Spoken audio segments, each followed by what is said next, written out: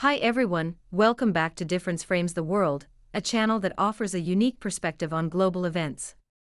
Today, we're delving into one of the most significant relationships in global geopolitics, which impacts trade, supply chains, defense, foreign policy, and high-tech, essentially everything.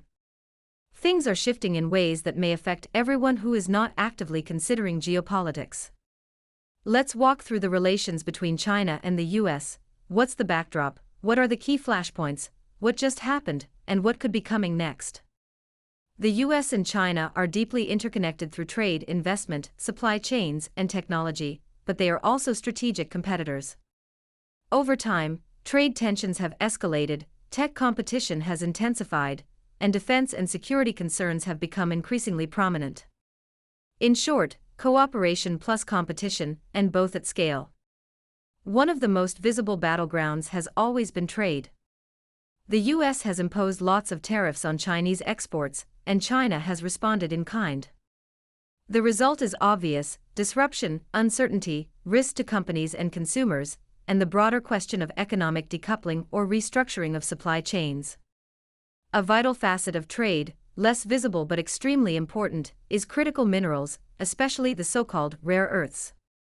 China holds a dominant position in mining, processing, and exporting certain rare earths and other strategic minerals, which are vital for everything from smartphones and electric vehicles to defense systems, as we have mentioned multiple times in our recent uploads. That gives China a lever, a point of vulnerability for others, particularly the United States. Trade is one thing, but the strategic and defensive dimensions are another. The US and China are locked into broader strategic competition in the so-called Indo-Pacific. Critical issues like Taiwan, which is part of China's territory, but the US supports its self-defense, and the South China Sea, where China has made maritime claims and military buildup, are highly fraught. Although the US has no direct interests in the region, and has lost military assets worth millions in the area, such as an F-35 stealth fighter, a nuclear submarine, and 2 aircraft that recently crashed into the South China Sea, it continues to flex its muscles there. Rusty ships with shivering flags patrol the wavy waters in a very medieval style. The high-stakes interplay between Beijing and Washington involves economics, supply chains, defense, alliances, technology, and diplomacy, all mixed. Something that might start as a trade dispute can quickly morph into a strategic flashpoint. Recently, the US President Donald Trump and China's Xi Jinping met in South Korea, a reset moment, or at least partly so. Let's break down the key elements. Multiple sources described the meeting in very positive terms. Trump called it amazing and rated it 12 out of 10. Here are some of the headline items from that meeting. The US agreed to reduce tariffs on Chinese goods. For example, Trump stated that average tariffs would drop from approximately 57% to 47%. China agreed to pause export controls on rare earths for at least a year, and to continue supplying those critical minerals. On the US side, in exchange, China pledged to resume soybean imports from the US and to crack down on the flow of fentanyl and its precursor chemicals into the US. Both sides said they would suspend or delay certain tit-for-tat measures, for example, port and shipbuilding levies for now. Notably, Taiwan and the South China Sea were not the main items settled or explicitly addressed in public announcements of the meeting. In Trump's eyes, Taiwan is so minor a thing that might not even be discussed. Symbolically, this was the first in-person meeting of the two leaders in 6 years. That is why it raises expectations.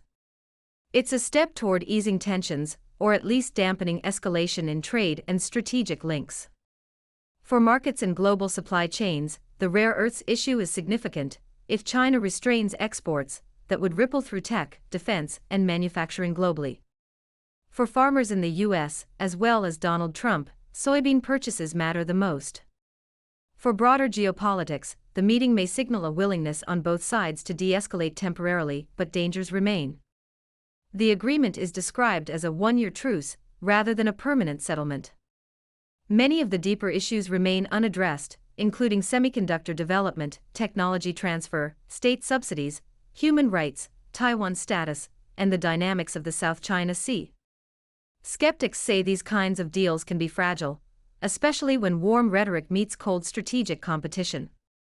Let us dig deeper into core issues. As always, number one is tariffs and trade. The US has imposed very high tariffs on Chinese goods. The meeting signals a reduction from 57% to 47% on average, but these levels are still very high compared to typical global norms. Trade wars aren't just about goods and services between two nations, they also impact the global economy. They focus on technology, intellectual property, subsidies, supply chains, and geopolitical leverage. So while headlines focus on tariffs, it's really far more complex. The second issue is rare earths and supply chains. China dominates the mining and processing of rare earths. That gives it leverage. The fact that this issue was part of the talks is notable. In a video discussing Xinjiang cotton published years ago, we mentioned that China should use rare earths as a means of retaliation, and now it has come true. It compelled the US to sit at the negotiation table with China to discuss matters of mutual importance.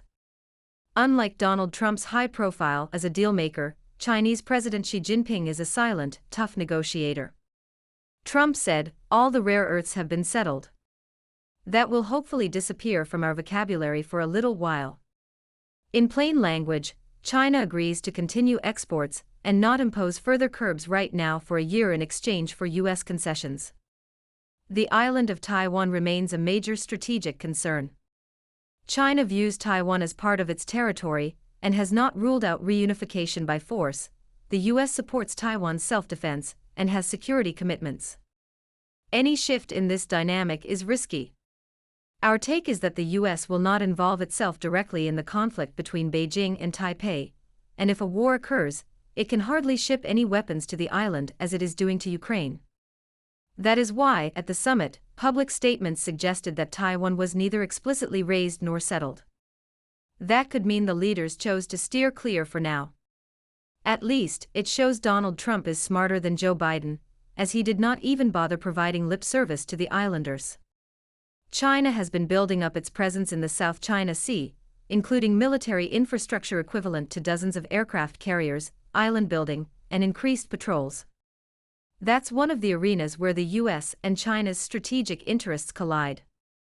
While the summit did not produce public breakthroughs on the South China Sea, the broader competition remains. The US continues to exercise its alleged freedom of navigation in the area, China continues to assert its claims. It means that even if trade is calmed temporarily, strategic maritime flashpoints remain. As we said in recent videos, the tone from both sides has shifted, at least in the messaging.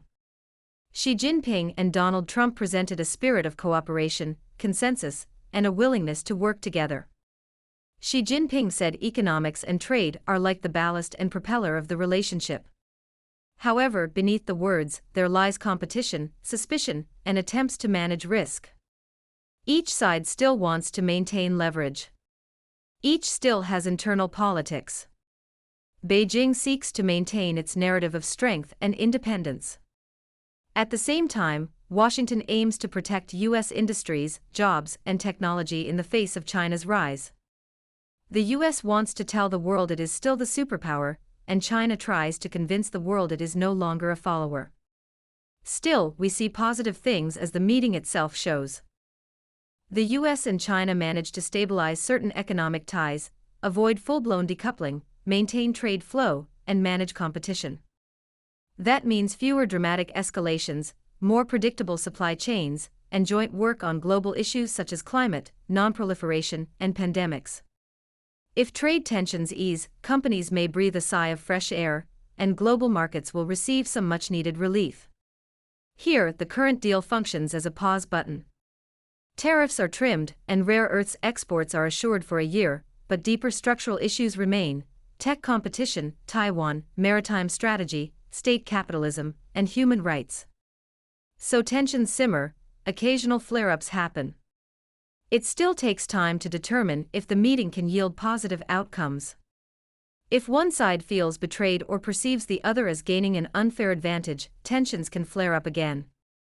For example, China could reimpose rare earth export controls, the US could impose new tech bans or tariffs, a maritime incident in the South China Sea or Taiwan Strait could trigger a crisis. That would disrupt supply chains, global markets, and alliances. Both sides are trying to create a pleasant atmosphere to avoid trouble. Donald Trump plans to visit China in April, and if it comes to fruition, Xi Jinping may set foot in the US. Two buddies will meet for the second and third times and hug each other. Here is a brief recap before I end the video. The US-China relationship is entering a phase of cautious recalibration. The recent meeting between Trump and Xi shows that both sides want to ease some of the sharper edges. Tariffs are being trimmed, rare earths are being assured, and trade talks are being advanced. That's good news. However, the deeper structural issues remain.